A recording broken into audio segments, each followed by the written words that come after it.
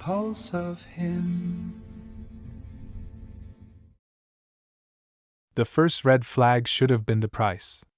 I was standing in Henry's doorway, hand still on my duffel bag strap, staring at a bedroom that was way too nice for what I was paying.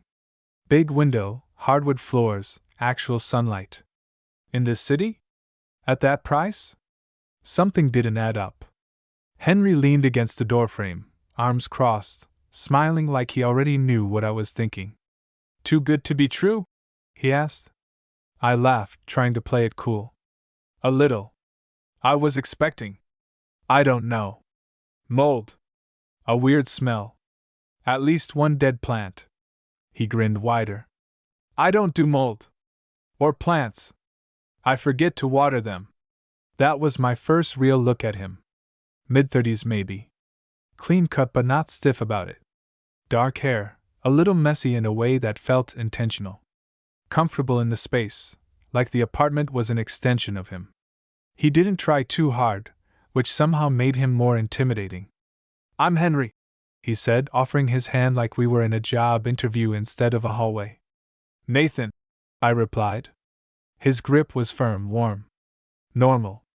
Nothing weird about it at all. That's what I told myself. I'd been desperate. My last roommate moved out with 2 weeks' notice to find himself, which apparently involved not paying rent. I'd been sleeping on a friend's couch, scrolling listings at midnight, lowering my standards by the hour. When Henry's had popped up, quiet apartment, respectful roommate, drama-free, it felt like a miracle. Now I was thinking maybe it was one of those miracles that comes with fine print. So, Henry said, stepping aside, this would be yours if you want it. Bathrooms shared. Kitchen stocked. I work late sometimes, but I'm quiet. You live here alone? I asked. Just me, he said too quickly. Then, after a beat, well, me now. That pause stuck with me. He gave me the tour, everything spotless but not sterile. Lived in. Fridge organized in a way that made me feel like a child. No weird locked doors. No creepy vibes. Honestly, he was perfect. Almost aggressively so. So why'd the last roommate leave? I asked casually, like I hadn't rehearsed the question in my head. Henry didn't miss a beat. Didn't work out. That's it. He shrugged. Sometimes people don't know what they want. Another pause. Longer this time. I should have pushed. I didn't. I moved in that weekend. The first few days were easy. Too easy. Henry was polite, considerate, almost curated. He remembered how I took my coffee. Left space in the fridge without me asking. Never crossed boundaries. Never pried. Never complained. We'd talk in the kitchen at night, both of us barefoot, leaning on opposite counters like a scene from a movie. He asked about my job, my family, where I grew up. He listened. Like really listened. No phone in his hand. No distracted nodding. It felt good. Dangerous good. I noticed things though. Little things. He never talked about friends. Never had people over. His phone would buzz sometimes and he'd flip it face down immediately. And every once in a while, I'd catch him watching me, not in a creepy way, just focused. Like he was filing something away. One night, about a week in, I came home late and heard voices. I froze in the hallway, keys still in my hand. Henry was in the living room, talking quietly. Arguing, maybe? I couldn't make out the words, just the tension. Then silence. When I stepped in, he was alone, sitting on the couch like nothing had happened. Everything okay? I asked. He looked up at me and smiled. Same calm smile. Same steady eyes. Yeah, he said. Everything's fine. I nodded, but my chest felt tight. Later, lying in bed, I stared at the ceiling and thought about something the previous tenant had scribbled on the inside of my closet door. I noticed it while unpacking, half covered by paint. You don't really leave. He decides when you do. At the time, I'd laughed it off. That night, I didn't laugh at all. And somewhere down the hall, I heard Henry's door open. then close. Slowly. The next morning, I told myself I'd imagined it. The voices. The tension. The way Henry's door had opened and closed like a punctuation mark at the end of a sentence I wasn't meant to hear. I made coffee and leaned against the counter, listening to the apartment wake up. Pipes rattling. Traffic outside. Normal sounds. Safe sounds. Henry came out of his room 10 minutes later, freshly showered, hair still damp, wearing a soft gray t-shirt that clung just enough to be distracting. "Morning, Nathan," he said easily.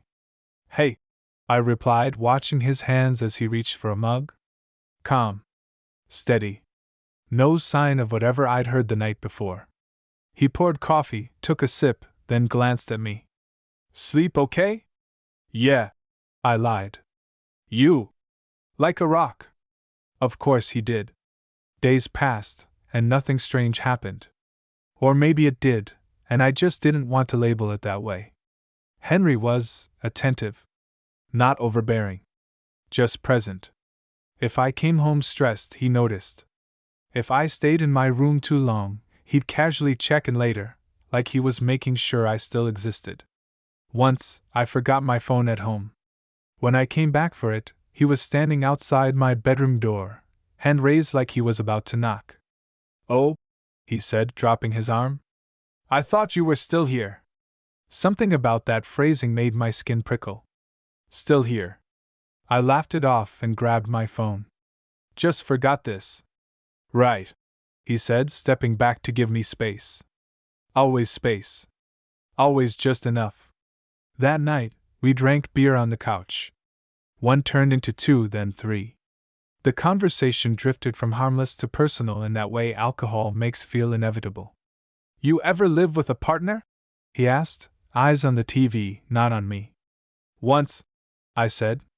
"Didn't end great." Henry nodded. "People change when they live together.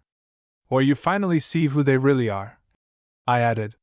He glanced at me then, a look passing over his face too quickly to name. "Exactly." I shifted, suddenly aware of how close we were sitting. Our knees almost touching. I could smell his soap. Something clean, sharp. "You don't date?" I asked. It slipped out before I could stop it. He took a long sip of his beer. "I do. Sometimes. But I'm picky." That word again. Like he knew what he wanted. Like once he found it, he wouldn't let go. A few days later, I met Mrs. Calder from downstairs while checking the mail. She was in her 70s, sharp-eyed, always watching. "You're the new one," she said, peering at me over her glasses. "Yeah. Nathan." She nodded slowly. "You're in Henry's apartment." Something in her tone made my stomach tighten. Yeah?" She leaned in a little. "How long you staying?" I blinked. "I just moved in." Her lips pressed together. "They never stay long." "Who?" I asked. "The boys," she said simply. "The roommates." I forced a laugh. "People move. That's normal." She didn't laugh back. "Not like this." Before I could ask more, she waved me off and shuffled away. That night, I Googled the address. Nothing. No articles. No police reports. Just listings. Room for rent. Over and over again, every few months. Henry found me in the living room, laptop open, browser hastily closed. "You okay?" he asked. "Yeah," I said too quickly. "Just work stuff." He watched me for a moment. Then smiled. "If something's bothering you, you know you can talk to me." There it was. That warmth. That sense of being seen. I nodded. "I know." Later, lying in bed, I heard movement again. Soft footsteps. A pause outside my door. My heart pounded. The handle didn't turn. After a few seconds, the footsteps retreated. I lay there, staring into the dark, realizing something terrifying. I wasn't scared of Henry. I was scared of how much I liked him. And how easy it would be to stay. The shift happened so quietly I almost missed it. Henry stopped asking if I'd slept well. Instead, he'd say, "You were up late," like it was a statement, not a question. The first time, I laughed it off. "Yeah, couldn't sleep." He nodded, already turning back to the sink. "Makes sense." The second time, I felt it. That subtle tightening in my chest. "How'd you know?" I asked. He glanced at me, surprised. "Your light was on." "Right. Of course." Still, I started closing my door at night. Something I hadn't done before. It felt dramatic, but I told myself it was just habit forming. New place. New roommate. A few nights later, I woke up convinced someone was in my room. Not because I heard anything, but because the air felt different. Heavy. Pressed. I lay there, barely breathing, staring at the faint outline of my door. Closed. Locked. Nothing happened. In the morning, my desk chair was turned slightly toward my bed. I stood there for a long time, telling myself I must have bumped it. Sleepwalking, maybe? I didn't remember doing it, but that didn't mean I hadn't. When I mentioned it casually over breakfast, Henry didn't even look up. "Yeah," he said, spreading butter on toast. "You do that sometimes." I froze. "Do what?" "Move things around when you can't sleep," he said easily. "You did it the other night, too." I searched his face for a hint of joking. There was none. "You watched me sleep?" I asked, half laughing to soften it. That made him look up. Just for a second, something flickered behind his eyes. Then it was gone. "Of course not," he said. "That'd be weird." He smiled. I didn't. After that, I started staying out later. Drinks with coworkers. Long walks. Anything to delay coming home. But every time I unlocked the door, there he was, on the couch, in the kitchen, already aware. "You're back later than usual," he'd say.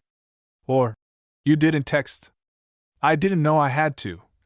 I snapped once, sharper than I meant to. Henry didn't get angry.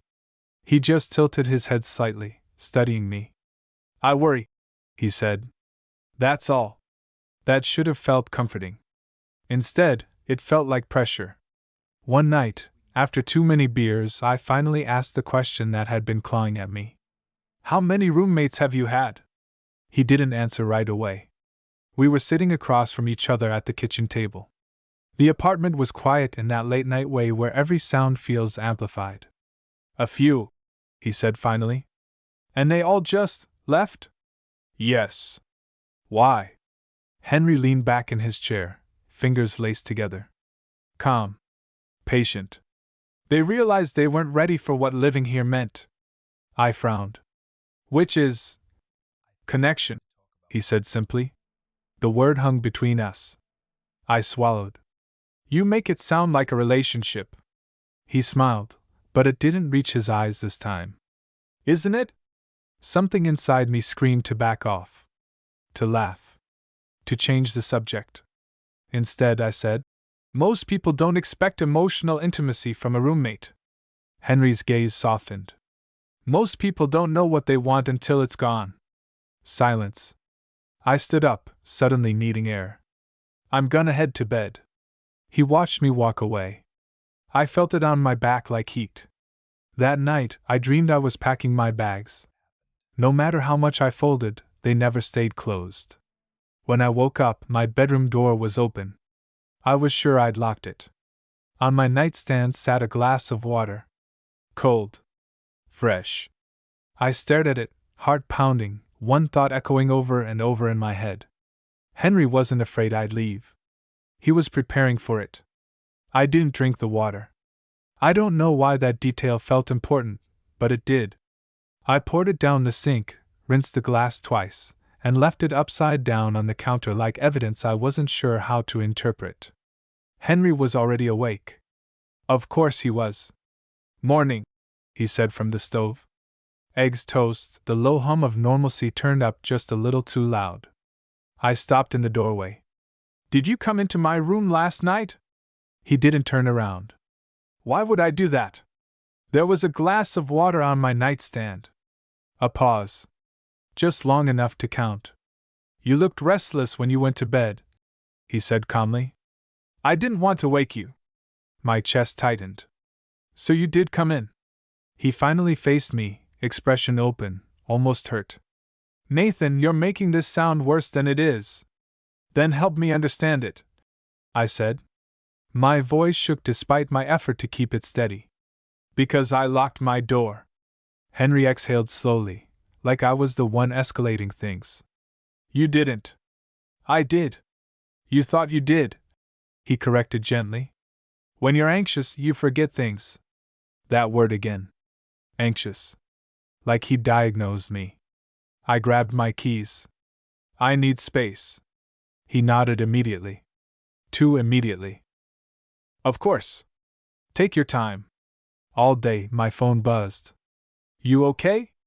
Just checking in. Let me know when you're on your way back. I didn't respond. By the time I returned that night, my stomach was in knots. I half expected the locks to be changed. Or worse, unchanged, like nothing had ever been wrong. Henry was on the couch, reading. You didn't text, he said softly. I didn't want to, I replied. Something hardened behind his eyes. Not anger. Control slipping.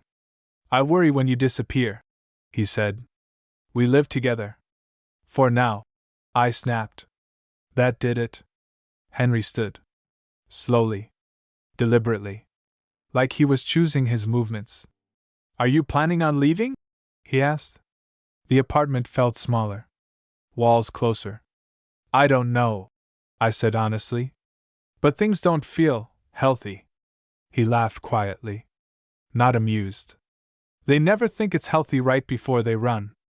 They? I echoed. His jaw tightened. You're not the first, Nathan. My heart slammed. What happened to them? They got scared, he said.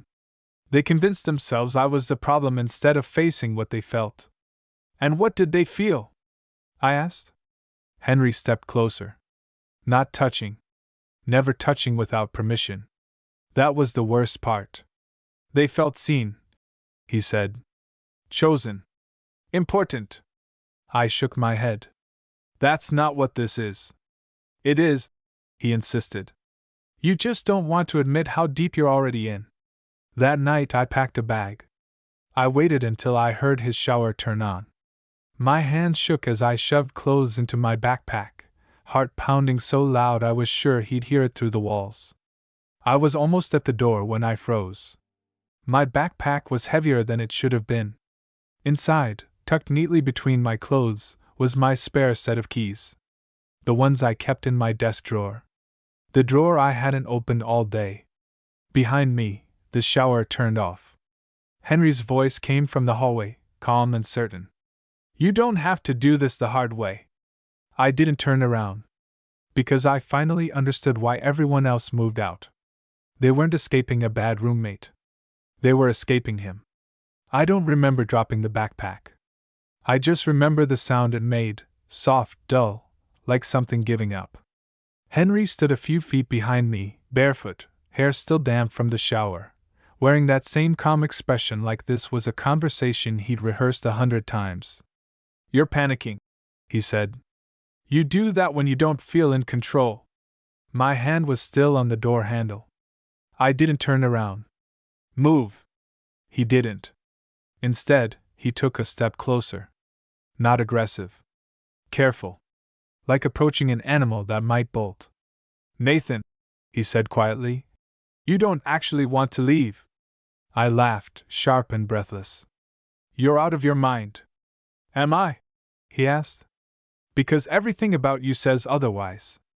I spun around then, anger finally cutting through the fear. You went through my stuff. You came into my room. You took my keys. I kept them safe, he corrected. You misplace things when you're stressed. That's not your call. No, he agreed softly. But it is my responsibility. That word again. Responsibility. Like I was something he was managing. I'm leaving, I said. Right now. Henry's expression finally changed. Just a little. The calm cracked. You won't, he said. Not a threat. A fact. I reached for the door again. It opened. That surprised both of us. For a split second, I thought I'd won. That I'd misjudged him. That this would end with me walking out and never looking back. Then Henry spoke. You forgot something. I hesitated. What? Your lease, he said. Your name's not on it. My blood went cold. You said? I said we'd handle it. He interrupted. And we did. It's in my name. I stared at him. That's illegal. No, he said calmly. It's convenient. I stepped back into the apartment without realizing it. The door swung shut behind me. Click. You don't get to trap me, I whispered. Henry's voice softened again, like he hated that I was upset. I'm not trapping you. I'm giving you time. For what? To calm down, he said. To remember how good things were before you started listening to your fear. I shook my head. Backing away. You need help. So did the others, he replied. They just didn't stay long enough to get it. The room felt like it was tilting. What did you do to them? Henry frowned, genuinely confused. Nothing. Then where are they? They left, he said. Eventually. I locked myself in my room that night. This time, I dragged my dresser in front of the door. I sat on the bed, phone in my hand, ready to call anyone, friends, the police, a stranger, when a message popped up on my screen. Henry, I made dinner. You should eat. I didn't reply. Minutes passed.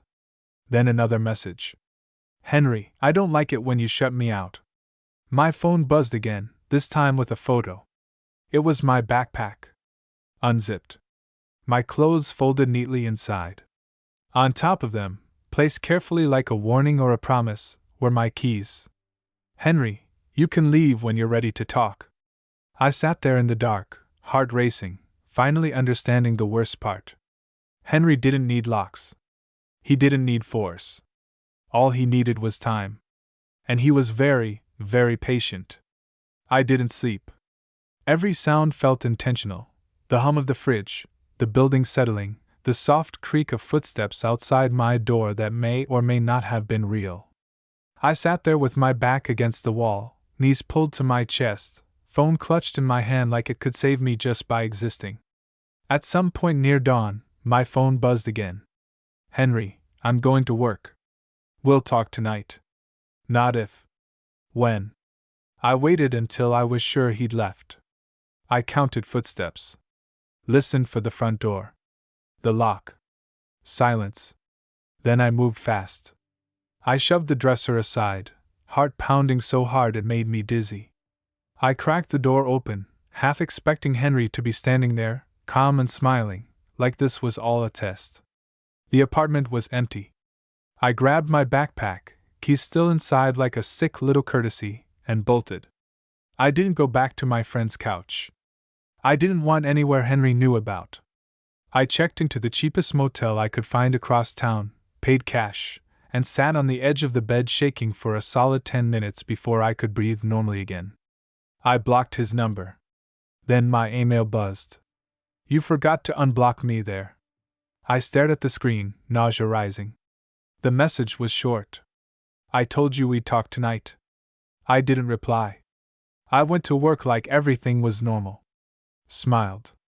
Answered emails. Pretended my life wasn't actively unraveling. At lunch, I called a lawyer friend who laughed at first, until I told him everything. Yeah, he said finally. That's not okay. At all. Can he do anything if my name's not on the lease? I asked. He can't stop you from leaving, my friend said. But proving harassment without documentation might be messy. I hung up feeling only slightly better. That night, as I unlocked the motel door, my stomach dropped. Henry was sitting on the bed. Calm. Hands folded. Like he belonged there. How did you? I whispered. You left a receipt in the trash, he said gently. You rush when you're scared. I backed toward the door. Get out. You didn't even tell me where you were going, he said, sounding genuinely hurt. That's not fair.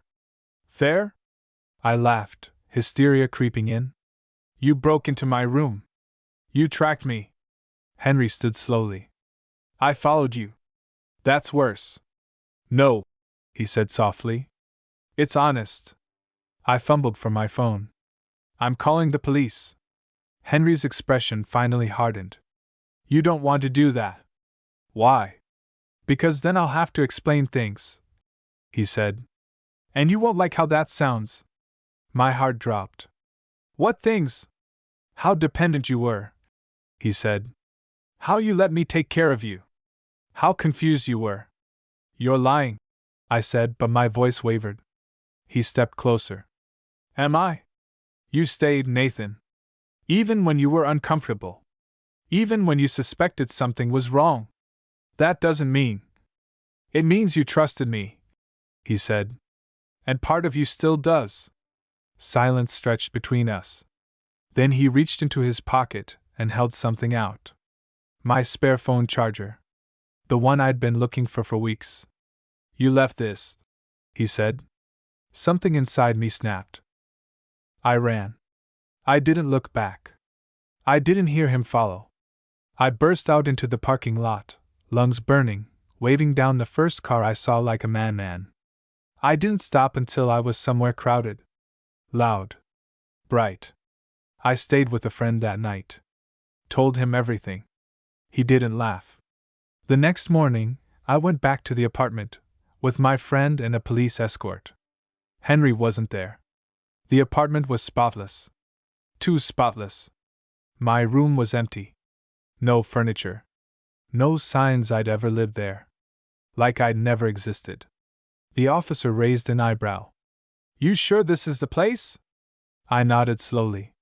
Because I finally understood the last, cruel truth. Henry didn't chase his roommates. He erased them. And if I hadn't left when I did, I would have been next. I thought that was the end of it. That once the police were involved, even half-heartedly, and I was out, Henry would disappear back into whatever shadow he crawled out of. I told myself monsters hate light. Hate witnesses. Hate mess. I was wrong. A week passed. Then two. Nothing happened. No messages. No emails. No Henry. I started sleeping again.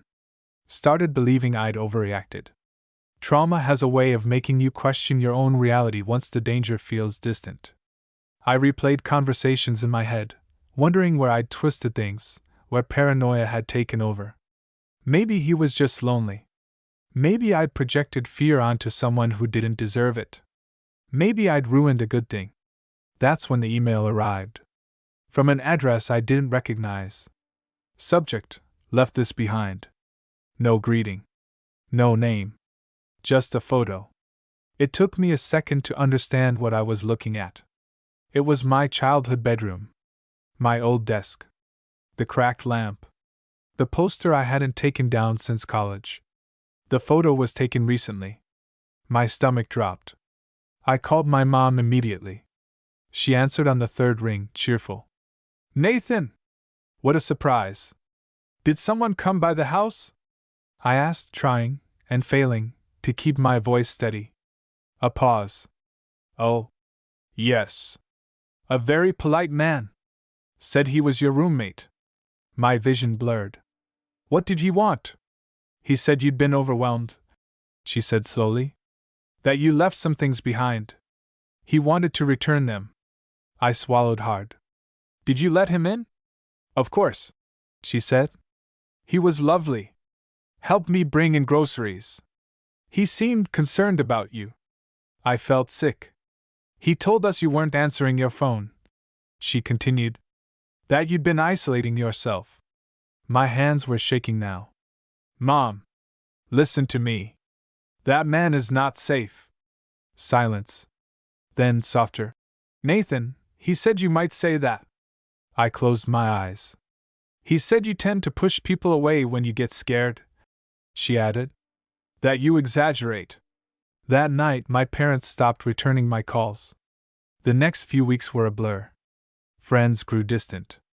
Conversations felt strained. One of them finally admitted Henry had reached out, just checking in, making sure Nathan's okay. He's been acting erratic. Never accusations. Never threats. Just concern. Henry didn't stalk me. He replaced me. He filled in the gaps I left behind with his version of me. A fragile one. An unreliable one. A Nathan who needed help. And people believed him. Because Henry was calm. Henry was reasonable. Henry was perfect. I moved cities 3 months later. Changed my number. Locked down my socials. I started over somewhere small, anonymous. I don't talk about Henry. Not out loud. But sometimes, late at night, I'll notice small things. A chair angled wrong. A light left on. An email that feels a little too familiar. And I remember the thing that still terrifies me the most. Henry never wanted to keep me trapped. He wanted me to choose him. And somewhere out there, right now, he's renting out a room again. Smiling at the next guy in the doorway. Saying, "Too good to be true?" And waiting. I wish I could tell you I'm free. That moving cities, changing my number, starting over, that it worked cleanly, like ripping off a bandage. But the truth is quieter and worse. Henry didn't follow me. And that's how I know he's still winning. For a long time, I waited for the other shoe to drop. A message. A sign. Something that proved I hadn't imagined how deeply he'd wrapped himself around my life. But weeks passed. Then months. Nothing. That silence messed with me more than the fear ever did. Because if Henry had chased me, it would have confirmed everything. It would have made the story simple. Victim escapes villain. End credits. Instead, he let me go. I started therapy. I learned words like gaslighting and coercive control. I learned that what scared me most wasn't what Henry did, it was how reasonable he sounded while doing it. How often I second-guessed myself because he never raised his voice. Never hit. Never threatened. He just edited me. I still catch myself explaining too much. Apologizing when I don't need to. Wondering if my reactions are too much. That's the part he left behind. About a year later, I got curious. Stupidly curious. I searched the old apartment listing. Same photos. Same wording. Quiet apartment. Respectful roommate. Drama-free. Different name this time. Different price. Still too good to be true. I didn't click it. I didn't need to. Because I finally understood why everyone else moved out, and why Henry always seemed so calm about it. People like him don't fear abandonment. They practice it. They learn exactly how much of themselves to give so you'll miss them when they pull away. How much care feels like love and how much control can hide inside concern. They don't lock doors. They make you doubt you ever wanted to leave. Sometimes, late at night, I still replay that first meeting in my head. Standing in the doorway. Sunlight on the floor. Henry smiling like a man with nothing to hide. If I could go back, I wouldn't confront him sooner. I wouldn't ask better questions. I wouldn't even run faster. I'd trust the part of myself that felt uneasy for no clear reason. Because the scariest thing about Henry wasn't what he did to me. It was how long it took me to realize I was disappearing. And if you're listening to this because you're in a place that feels perfect but makes your chest tight for reasons you can't explain, listen to that feeling. Don't wait until someone else starts telling your story for you. I did. And I barely got out with my name still intact.